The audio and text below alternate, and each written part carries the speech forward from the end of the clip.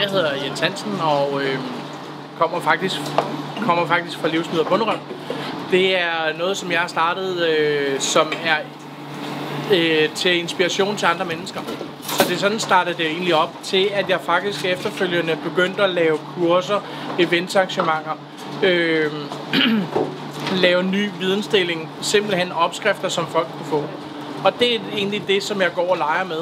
Grunden til, at jeg så er her i dag, det er lidt fordi, at jeg blev inviteret til at lege med de her 20 børn, der nu skulle komme og lave noget mad. De havde så deres grøntsager med, eller nogle grøntsager med, og så havde jeg taget nogle andre grøntsager med og noget kød.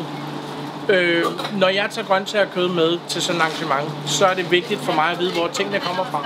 Altså den oprindelige.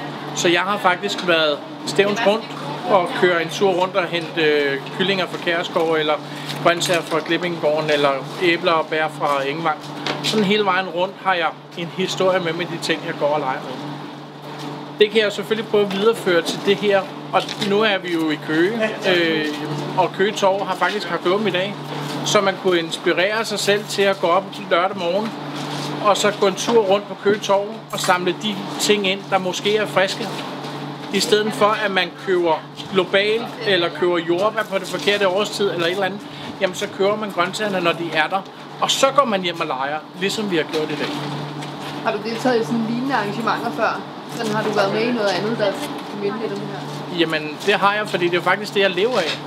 Det er jo faktisk det, jeg lever af, det her med at undervise. Og i dag har jeg undervist børn, og det har jeg gjort for 15 år siden, der underviste jeg børn i 4H. Der havde jeg et sted mellem 12 og 15 per gang i 4 år, hvor at de kom hver torsdag, og så lavede vi noget mad. Dengang var det bare ikke, der tænkte jeg ikke ret meget over andet, end vi skulle lære at lave frikadeller, eller lære at lave et eller andet. I dag har de jo faktisk lært noget af dem, som også har været her i dag. Er det specielt at være i de her omgivelser, industri og sådan havnemiljø, og så stå her i et udendørs køkken? Jeg synes for det første, det er fedt at stå i det udendørs køkken. Det gør mig meget mere inspireret, at jeg har alting lige omkring mig. At det så er i industrien, ja, det kan man jo selvfølgelig sige, at det kunne have været placeret hvilket som helst andet sted, eller det her byrum, som der er lige her, jamen det kunne måske bedre have været placeret et andet sted, hvis det var nogle andre mennesker.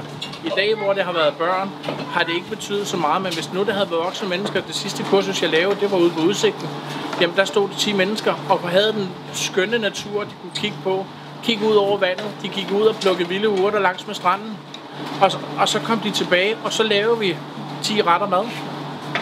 Så jo, jeg synes, det er fedt det her, de her byrum, der er lavet, ikke også? Ja.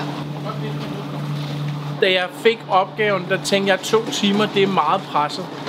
2 timer og skal have 20 børn igennem. Nu er det jo igen det der med, at de skal alle sammen have lidt instrukser, eller de skal have lidt hjælp. De skal føle, at der er en, der gider at hjælpe dem.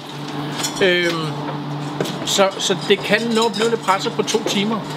Men til gengæld, så synes jeg faktisk, det er gået rigtig godt, fordi at de har været tålmodige, og vi har kørt det stille og roligt. Vi har cyklet lidt frem og tilbage for at hjælpe dem, der nu skulle have hjælp, eller lave nogle kreative retter. Og det har også udviklet sig til flere retter, end jeg havde regnet med.